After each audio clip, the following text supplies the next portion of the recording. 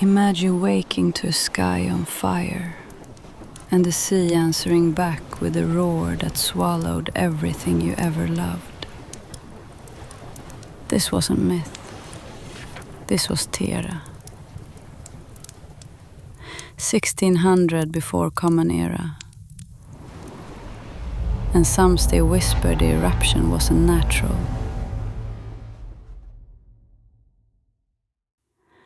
Let's start where the ash settled. Akrotiri, Santorini. A city of 3- and 4-story houses, indoor plumbing. Frescoes that still shame modern artists. No defensive walls. No swords. No war dead. They vanished overnight.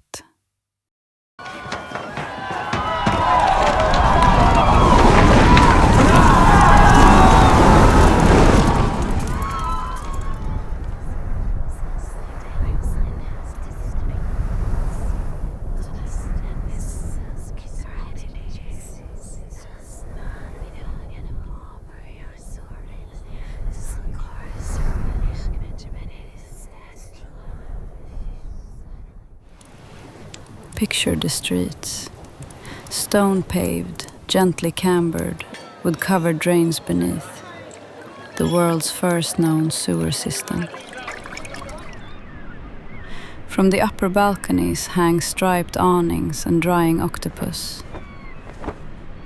Laundry flaps next to dolphins leaping through flying fish painted on the walls. Women in bell-shaped skirts carry amphorae of saffron on their heads. Children chase each other, while old men play board games on stone benches. At the heart of the city stands the West House. Its famous ship fresco wraps an entire room. A fleet of golden galleys with dolphin prows. Rowers in white kilts. Passengers under parasols, townspeople waving from the shore. Every window frame painted red. Every door lintel carved with the double axe of the great goddess. The harbor is alive. Egyptian traders unload papyrus and ivory. Canaanite merchants weigh copper ingots. The air smells of saffron bread, grilled fish, olive oil, thyme, and the faint metallic tang of the sea.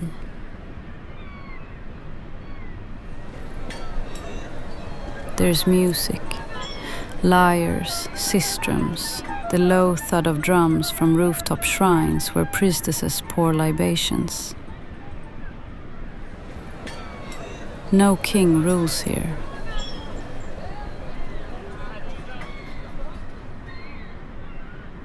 This is a palace-centered, goddess-worshipping, mercantile utopia.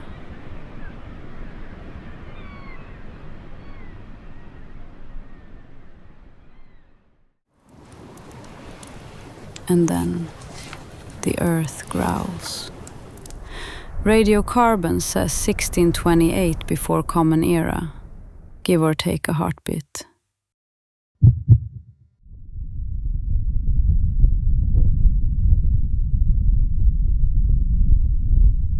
The eruption was 4 times bigger than Krakatoa.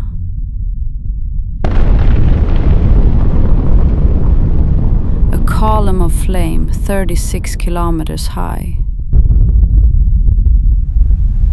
Tsunamis 35 meters tall, racing at 200 kilometers an hour. When the caldera finally collapsed, it sucked the island into itself. Like a dying star.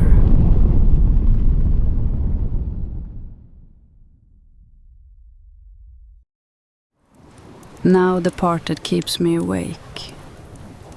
A handful of writers insist the Minoans didn't just predict the eruption, they triggered it. Crystal resonators, harmonic vortex engines, a lost energy grid meant to stabilize the volcano that backfired catastrophically. They point to the perfect geometry of Akrotiri's drainage, the double axe symbols,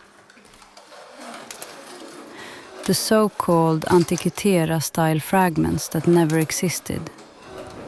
I've held every published shard in my hands. They're beautiful. They're also just pottery. But let's treat this with the rigor it deserves. What if the rumors held a kernel of truth?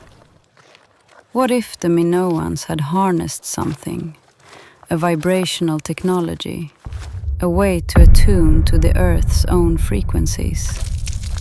Think about the consequences for us today. If true, it could rewrite energy. Imagine harnessing volcanoes not to destroy, but to power our world. Clean, endless geothermal grids that prevent eruptions, save lives, turn fury into fuel. No more Fukushima.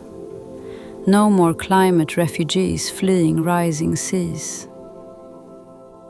Humanity could live in harmony with the Earth's rage, not in fear of it. Of course, the evidence is thin. No crystal artifacts, no vortex blueprints. The double axe? Likely a religious symbol, not a schematic. The drainage? Engineering genius, but human, not otherworldly. The rumors persist because they fill the gap. Why did a civilization so advanced fall to something so predictable? Was it hubris? Or a desperate experiment gone wrong? Either way, the potential, if true, could be wonderful.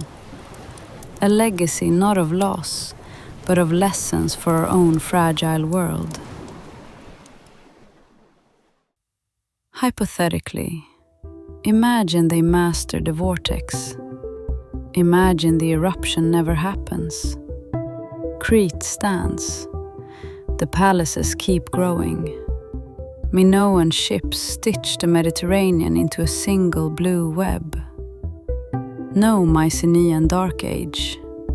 No Greek city-states clawing out of chaos. Perhaps Linear B never mutates into the alphabet that birthed Plato, Homer, democracy itself. A gentler timeline, or a stagnant one. But let's dig deeper. Philosophically, what does it mean if the Minoans could control the Earth? It's the ultimate hubris, playing God with the planet's pulse. Ethically, is it right? To tame volcanoes, to bend tectonics. We save lives, but at what cost to the natural order? Today, we wrestle with geoengineering, seeding clouds, mirroring the sun. If Minoan tech survived, would we have a world of abundance? Or one where humanity's arrogance triggers bigger cataclysms? A continuing Minoan empire might mean matriarchal values dominate. Goddess worship, trade over conquest. No patriarchal wars, no Roman legions, no Christian crusades. Religion evolves differently. Polytheistic harmony, not monotheistic conflict. Art, science, philosophy bloom earlier, but perhaps without the Greek dialectic that sparked the Renaissance. no Socrates, no Aristotle. A world where the sea is a highway, not a barrier. Earlier global exchange. No Columbus genocide. No Atlantic slave trade. But ethically, is that progress or erasure? The Minoan survival means no Mycenaean myths, no Trojan War epics.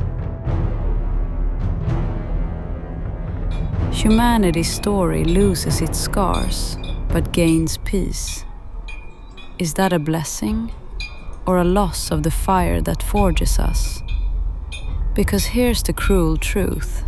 The earth taught them that day. Sometimes survival demands collapse. Sometimes the wave that drowns you is the same wave that carries your story to every shore that comes after. Empires drown, but their echoes endure in us. Next week, we descend into the world's oldest temple and ask why its builders buried it on purpose. Comment the lost world that keeps you awake. Subscribe.